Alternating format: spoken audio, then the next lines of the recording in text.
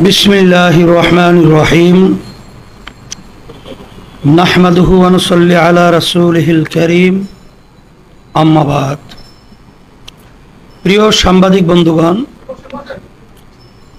গতকাল 5 আগস্ট অন্তর্বর্তী সরকারের প্রধান উপদেষ্টা জুলাই ঘোষণাপত্র পাঠ করেছেন এবং সন্ধ্যায় জাতির উদ্দেশ্যে ভাষণ দিয়েছেন। জুলাই ঘোষণাপত্র একটি ঐতিহাসিক ঘটনা এবং প্রধান উপদেষ্টার গতকালের ভাষণ আগামীর বাংলাদেশ নির্মাণের পথে গুরুত্বপূর্ণ মাইলফলক। ইসলামী আন্দোলন বাংলাদেশ জুলাই ঘোষণাপত্র এবং প্রধান উপদেষ্টার ভাষণ গভীর পর্যবেক্ষণ করেছে এবং তারই ভিত্তিতে আজকে দলের অবস্থান ও প্রতিক্রিয়া ব্যক্ত করার জন্য এই সংবাদ ব্রিফিং আহ্বান করা হয়েছে। আপনারা আমাদের আহ্বানে এসেছেন সেজন্যই আন্তরিক কৃতজ্ঞতা জানাচ্ছি। প্রিয় সাংবাদিক বন্ধুগণ, শুরুতেই জুলাই অভ্যুত্থানে জীবন উৎসর্গকারী বীর মুক্তিযোদ্ধাদের প্রতি শ্রদ্ধা জানাচ্ছি। তাদের শোকাহত পরিজনের প্রতি সমবেদনা জ্ঞাপন করছি। আহত ও ক্ষতিগ্রস্ত সকলের প্রতি সম্মান ও কৃতজ্ঞতা জানাচ্ছি। 1857 সাল থেকে শুরু করে 47 ও 71-এর সকল যোদ্ধাদের প্রতি শ্রদ্ধা ও সম্মান প্রদর্শন করছি। প্রিয় সাংবাদিক বন্ধুগণ, জুলাই ঘোষণাপত্র নিয়ে আমাদের প্রথম পর্যবেক্ষণ হলো, ঘোষণার আগে এটা আমরা দেখি নাই। জাতির এত গুরুত্বপূর্ণ একটি দলিল উপস্থাপনের আগে থেকে না জেনে উপস্থিত থেকে তাদের সমর্থন জানাতে হয়েছে। এটা আমাদের জন্য বিব্রতকর ছিল। তারপরও প্রত্যাশিত দিনে জুলাই ঘোষণাপত্র পঠিত হয়েছে, সেজন্য সংশ্লিষ্টদের ধন্যবাদ। তবে জুলাই ঘোষণাপত্রে 71 ও 75 7 নভেম্বর ও 90-এর আন্দোলন সহ দীর্ঘ আন্দোলন সংগ্রামের কথা উল্লেখ করা হলেও আমাদের স্বাধীনতার প্রথম অধ্যায় 47 এবং পতিত ফ্যাসিস্ট আমলের সবচেয়ে নির্মম হত্যাকাণ্ড শাপলা হত্যাকাণ্ড, পিলখানা হত্যাকাণ্ড ও আলেম ওলামাদের প্রতি নির্যাতন নিপীড়নের কথা উল্লেখ না করে ইতিহাসের তাৎপর্যপূর্ণ অংশ এড়িয়ে যাওয়া হয়েছে। ইসলামী আন্দোলন মনে করে এতে ইতিহাসের প্রতি বৈষম্য করা হয়েছে। প্রিয় সাংবাদিক বন্ধুগণ, ঘোষণাপত্রে বিভিন্ন ধারায় হাসিনা ও আওয়ামী অপকর্মের উল্লেখ আছে। 17তম ধারায় জুলাই অভ্যুত্থানে অংশগ্রহণকারীদের উল্লেখ আছে, কিন্তু কোথাও ফ্যাসিবাদের দোসর রাজনৈতিক, সামাজিক, বুদ্ধিবৃত্তিক ও সাংস্কৃতিক শক্তির উল্লেখ নাই। ইসলামী আন্দোলন মনে করে এটা ফ্যাসিবাদের পুনর্বাসনের পথ খুলে দিবে। প্রিয় সাংবাদিক বন্ধুগণ,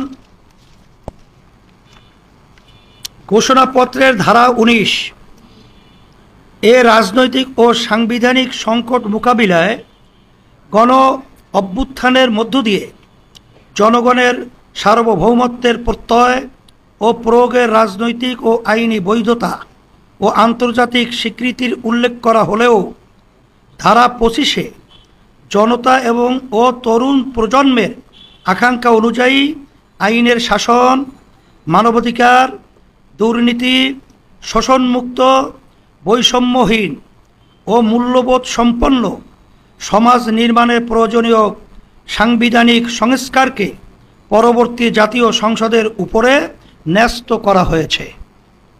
ইসলামী আন্দোলন বাংলাদেশ মনে করে এর মাধ্যমে গণ অভ্যুত্থানের মর্যাদা ও সার্বভৌমত্বকে অস্বীকার করা হয়েছে।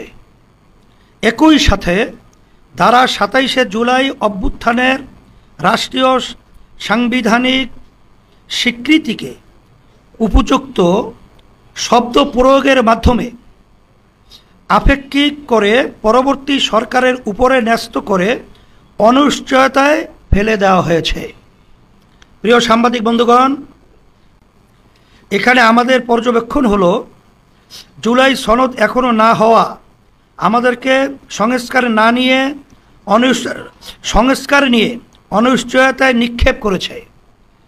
গণ অভ্যুত্থানের 1 বছর অতিক্রান্ত হয়ে গেছে, নির্বাচনের আনুষ্ঠানিক যাত্রাও শুরু হয়েছে। তিনিও বারংবার বলছেন ফেব্রুয়ারি দূরে নয়, কিন্তু সংস্কারের প্রতিশ্রুতি সম্বলিত জুলাই সনদ এখনো হয়নি। সংস্কারের রূপরেখা নিয়ে সিদ্ধান্ত হয় নাই। জনতার প্রত্যাশা অনুসারে সংস্কারকে স্থায়ী করার ব্যবস্থা না নিয়ে এখন তক সংস্কারকে পরবর্তী সরকারের উপরে ন্যস্ত রেখে পুরো সংস্কার কার্যক্রমকে অনিশ্চিত করে রাখা হয়েছে। আমরা পরিষ্কার করে বলতে চাই, অধ্যাদেশ জারি বা গণভোটের মাধ্যমে জুলাই সনদের আইনি ভিত্তি তৈরি করতে হবে এবং জুলাই সনদের ভিত্তিতেই জাতীয় নির্বাচনের আয়োজন করতে হবে। প্রিয় সাংবাদিক বন্ধুগণ, ইসলামী আন্দোলন বাংলাদেশ সুদীর্ঘকাল থেকে পিআর পদ্ধতিতে নির্বাচন আয়োজনের দাবি জানিয়ে আসছে। অভ্যুত্থানের পরে পিআরের পক্ষে ব্যাপক জনমত গঠন হয়েছে এবং রাজনৈতিক ঐক্যমত্য প্রতিষ্ঠা হয়েছে। আমরা বারংবার উভয় কক্ষে পিআর পদ্ধতির নির্বাচন আয়োজনের জন্য সংস্কার কমিশনে কথা বলেছি, লিখিত জানিয়েছি।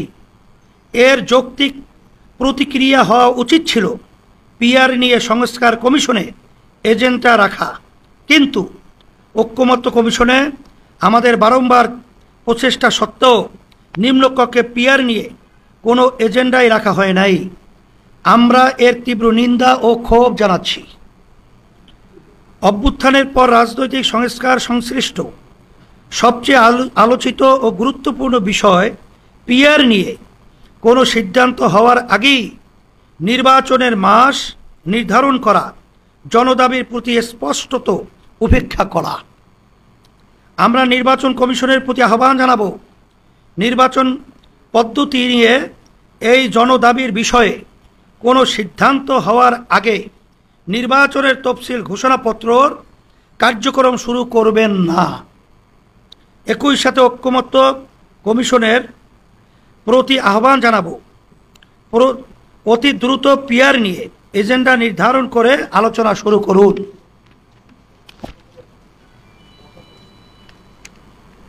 প্রিয় সাংবাদিক বন্ধুগণ, সংসদের উচ্চ কক্ষে পিআর পদ্ধতিতে নির্বাচনের সিদ্ধান্ত হয়েছে, কিন্তু উচ্চকক্ষের ভোট গ্রহণ কিভাবে হবে এবং উচ্চকক্ষের ক্ষমতা, কার্যপরিধি ও মর্যাদা কি হবে তা নিয়ে বিস্তারিত কোনো সিদ্ধান্ত হয় নাই।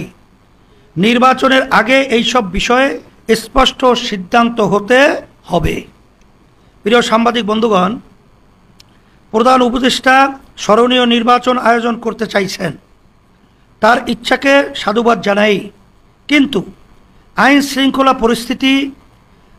শৃঙ্খলা বাহিনীর নিরপেক্ষতা, সক্রিয়তা নিয়ে দেশের কেউই আশ্বস্ত হতে পারছে না।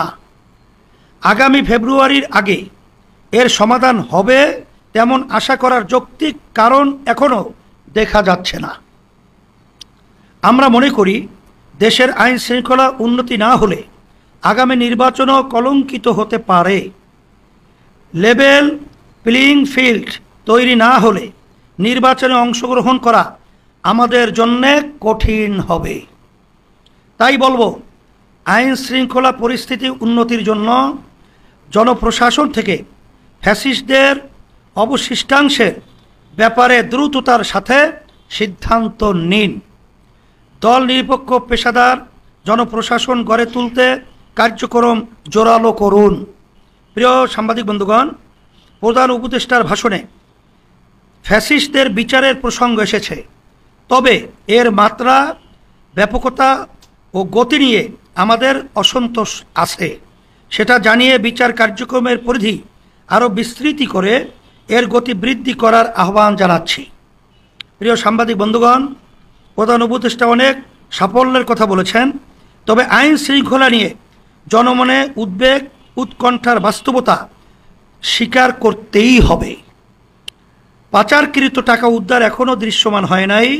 কর্মসংস্থানে আশা জাগানিয়া কিছু এখনও দেখা যাচ্ছে না। দ্রব্যমূল্য নিয়ে জনতার কষ্ট এখনও বিদ্যমান। এসব বিষয়ে আরও মনোযোগী হওয়ার আহ্বান করব। আগামী ইসলামী আন্দোলন বাংলাদেশ ইতিবাচক রাজনীতি করে আমরা সব সময় সম্ভাবনাকে বড় করে দেখি। আমরা নির্বাচনমুখী দল, নির্বাচনের জন্য আমাদের প্রস্তুতিও চলমান। আমরা আশা করি সরকার আমাদের উদ্বেগ, আকাঙ্ক্ষা ও প্রত্যাশাকে আমলে নিয়ে দ্রুত সিদ্ধান্ত নিবে। জুলাই সনদ দ্রুত আলোর মুখ দেখবে। পিআর নিয়ে একটি যৌক্তিক সমাধান হবে। আইন শৃঙ্খলা পরিস্থিতির উন্নতির মাধ্যমে প্রত্যাশা মাফিক আগামী নির্বাচন অনুষ্ঠিত হবে। জুলাই অভ্যুত্থান সার্থকতা পাবে ইনশাআল্লাহ। আপনাদের সকলকে ধন্যবাদ।